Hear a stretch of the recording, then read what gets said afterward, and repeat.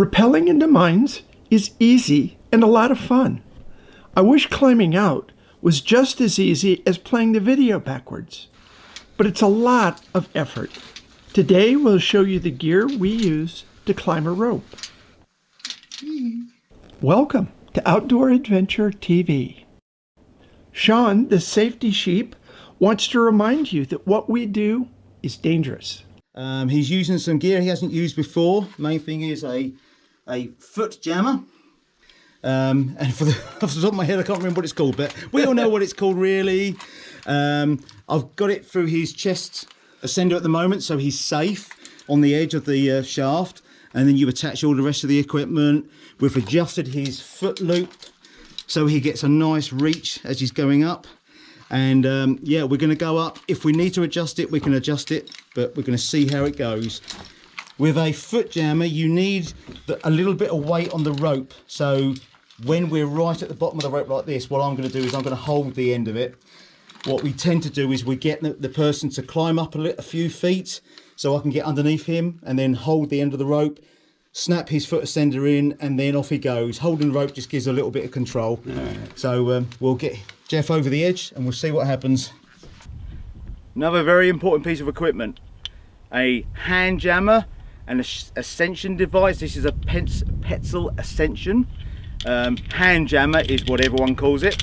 Designed to go up the rope, same as the Croll does. Locks off when you come down. This is for climbing a rope, or you can use it just to lock yourself onto a rope while you're doing something.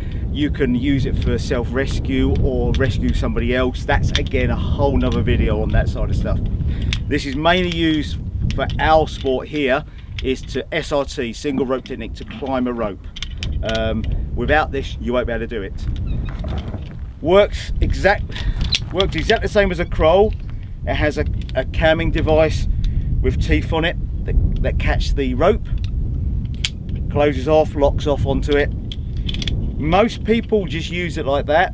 I have always used it with a carabiner through, and I'll show you how it attaches to the rope. Open it up, rope goes through, closes. That is now locked on. No reason why you can't use it just like that. I always put a carabiner through that hole. It locks the rope in place, so there's no way it can wander out. What it also does is, as you're climbing, you get tired, one hand is hard work, you want another hand on it. It's actually not that easy to do that, although it looks like the natural thing to do. What you actually end up doing is holding onto it. The carabiner gives you something nice to hold onto. You can also attach equipment onto this, and it puts the load on the rope in a slightly different place. There's another carabiner at the bottom, so you can separate gear with a foot loop. A foot loop is what you also use with one of these devices. And I will demonstrate the foot loop. Most people have a cord with literally a foot loop in one end and a loop in the other end just attached to this. I use a sling or a loop of cord. I have lots of these. I've always used these ones. Slightly different to most people. The reason I like these ones in, I put a clove hitch in the bottom, which goes over the foot. And the reason I do it is, you don't lose it. Again, I do a lot of work on rope, a lot of rigging, and everything has to be attached to me because you are so busy concentrating on drilling holes, attaching things, you tend to forget to connect things on and drop it. I like the fact it's attached to my foot. In extreme cases, I could fall off and actually be hanging from this. So in a way, it's actually an extra safety device. Wouldn't like to be in that situation because I'm not quite sure how I'd get out of it, but at least I wouldn't be on the floor in a splat. This is a little bit long, so I'll put a couple of loops in here just to take up the slack. Close him down. And along with the Croll for when ascending and the cow's tails, use a cow tail to connect onto this as well, close the gate. The reason being, you are now attached to this. So in worst case scenario, even if my foot wasn't attached, I'm actually still attached via the cow's tail onto this. So I won't be going anywhere. As with all carabiners, again, this is a whole nother subject. With all of these, I can't even think of a scenario where you wouldn't do it. You do it up to the end, turn it back a tiny amount, an eighth of a turn. The reason being, if it's under load, I'm going to demonstrate it with this carabiner. When it's under load, the carabiner stretches. You can actually get an extra turn on it. If you release it, it gets really tight to undo. So with all carabiners, turn it to the end, knock it back just a crack. It's got to undo about 3 or 4 whole turns before it frees itself, so just turn it back a little bit is not a problem. And do that with all your carabiners, never do them all the way up. This works along with the Croll, exactly the same camming device mechanism inside these. So I am in theory attached the rope in 2 places. To climb a rope, 1 step up. I hurt this leg, so it's a bit difficult to do. You then step up, the rope slides through the Croll, you sit down on it, that's it. Up, step up, it slides through, down, and you go up the rope. Easy as that. That's the hand jammer, the hand ascender, the Petzl Ascension, whatever you want to call it, and the Croll. That's how they work together. Normally I'd have these tighter so it's against my chest, but as a demonstration, that's it. Why are you over there? Come round this way. That's how the equipment works. Another important piece of equipment is the Croll, the chest ascender. There's a couple of different types, so different colours, slightly different shapes, different sizes as well, but they're all pretty much the same. They have a camming device with teeth that grip the rope, closes up, and this is designed to go up rope and lock off when it's weighted. Supposed to sit reasonably low, depends on the person. Boys and girls have different senses of balance, so guys tend to have it further up because they're heavier up top. Girls have it further down because they're lighter up top. So different people have them in different places. For these to work, you need something over the shoulders to keep it up high so it doesn't just drop down low. These aren't necessarily load bearing, they are really just to put this in its place. When I get on the rope and show you how it attaches, you'll see how it works. So I'll move to the rope and we'll have a little look. Just so happens, I have a rope. Open it up, close it, take the slack. That's it, I am now locked onto the rope. I can't go anywhere. It will hold my weight. I can swing around, woohoo, just like that. If I lower it down a little bit, you can see how it works. So this is designed to go up the rope. Takes my weight, won't go down, takes hardly any force at all. Normally the weight of the rope is enough for the rope to slide through. Weight it, it locks off. You don't need any other piece of equipment to go along with this on its own. It is designed to take your body weight. It's very strong, very unlikely to slip. The only time you might have problems is when you're messing around in a tight space and you go in. Sometimes the rope squeezes over the top and you can hear a chatter of teeth as it rips over the sheath of the rope. So as with all equipment, even when you're halfway up a rope or quarter of the way up a rope, check everything is still in line. It's a very, very simple device. You cannot open it when you're loaded up because the weight actually locks it off. To get off it, you've actually got to release the weight, swing it open, and the rope comes out. It is as easy as that. Very, very important piece of equipment. Speed, action. Action. Another device which is crucial for any work on ropes, particularly mine exploring, underground caving, is your cowtails. Now, everybody has their own opinion on it. There is the way by the book, and there's the way that I tend to do it, which is maybe a bit different. But these are the cowtails, and the general thing is it's attached to your main belt, the main attachment point. 2 lengths of cowtails, one longer than the other, which would explain the 2 lengths, Generally one to your chin and one to your forehead. The idea being with the two lengths is sometimes you need to go on somewhere easy, another time you need to stretch to something. Either way, you need to make sure the long one doesn't end up out of reach, because it's no good connected somewhere and you can't get to the carabiner. Main thing is it's generally one piece of rope, a knot in the middle to a carabiner and a knot either end to two more carabiners. Some say they need to be just non-locking, just gated carabiners. Other people say one gated, one locking. I go for locking. The reason I do it this way is at home in the UK I spend a lot of time rigging ropes, and I have been hanging on a harness for 8 hours, literally 8 hours non-stop. So I'm quite often connected onto something and I'm there for a few hours, and so I like to be able to lock it off so I don't have to worry about it.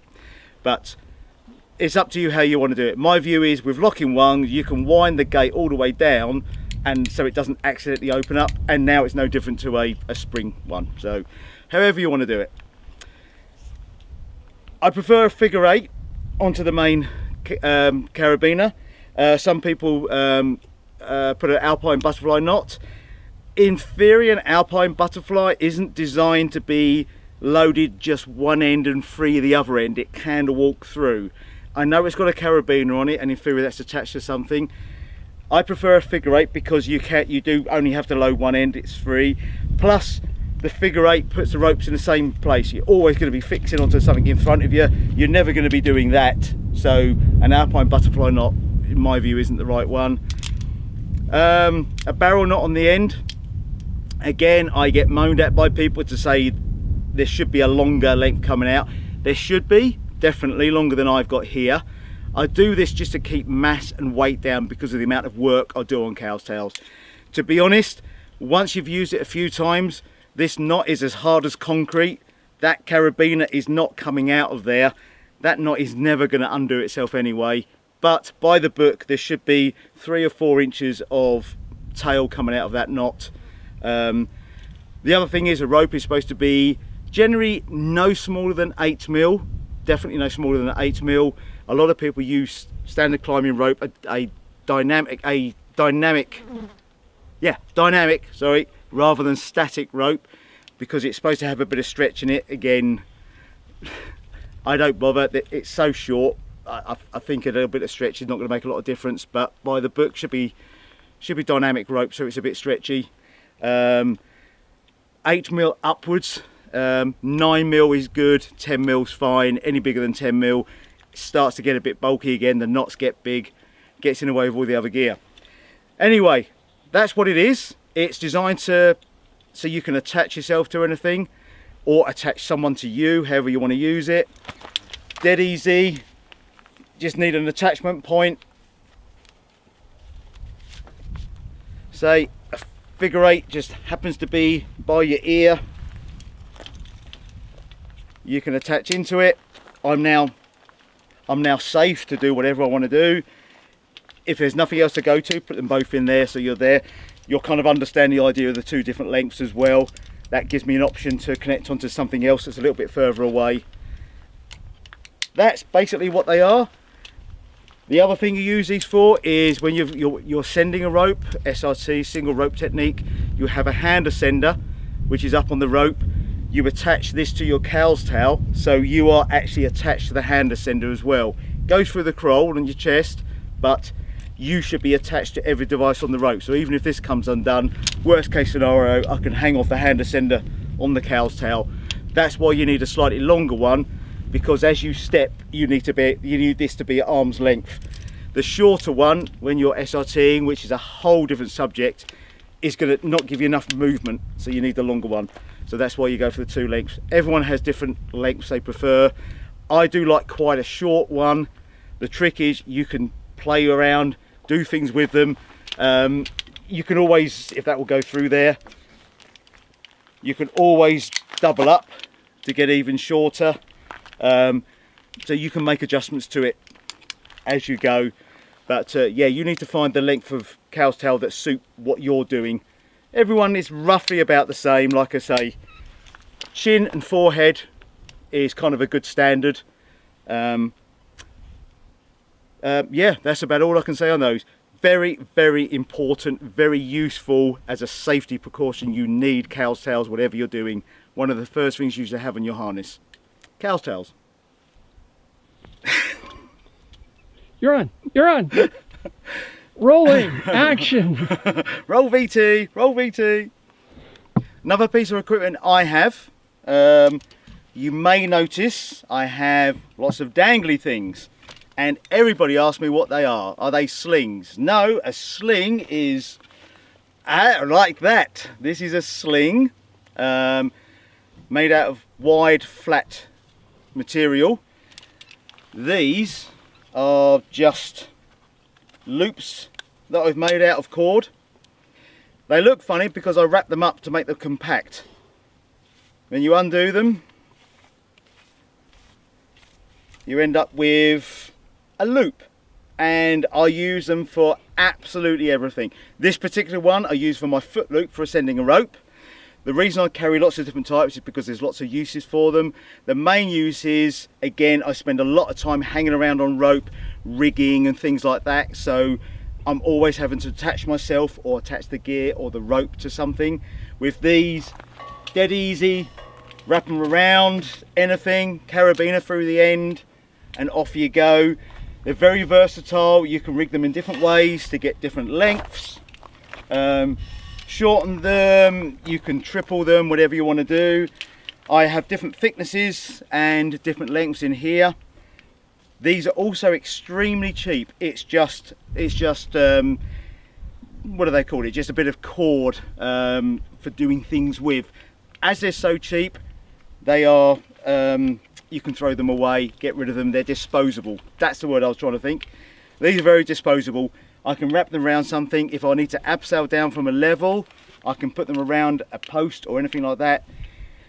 Put the rope through them, abseil down, pull the rope down, leave it behind. Not a problem. But that's what these are, different things for different uses. I have a smaller one which is thinner diameter, and I use that as a prusik loop. You can use it to, my main use for that is when I'm working somewhere on a rope, I can put the prusik loop on the rope, and that's an extra anchor point. I can hang drills, tools, extra ropes on, and you can put it on a tensioned rope because you're not tying a knot in it, you're just adding it to it, and you can move it around no problem at all. So that's what they are. Nobody else uses them until they see me using them, and then everyone goes, that's a really good idea. Next time you see them, they've got one or two of these. As I say, to wrap them up, this is a trick, and you need to watch closely for this. Tie an overhand knot, pull it tight, so you've got a loop.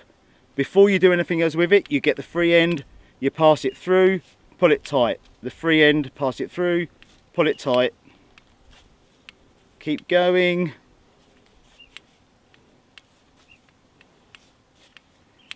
This is a longer one, so bear with me. We'll probably just put this on high speed so it only takes a second. Go as far as you want to go. As long as you've got a carabiner through that top end, it can't undo. To undo it, you literally just pull that end through and it unties itself like stitching would do. Because this is slightly longer, I don't want that big a loop hanging on my belt. So I go to the other end, pull a little bit of slack through, and I make a little double hanger, put it on, and off you go. The strops that you buy are stitched together, so you can't undo them, so they're not quite as versatile.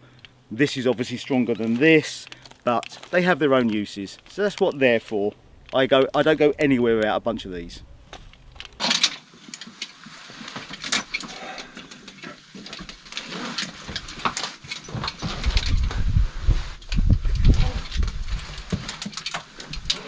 Well, I hope you enjoyed our little adventure today. There's lots more on the channel, so watch one of these videos and see what kind of trouble we can get into.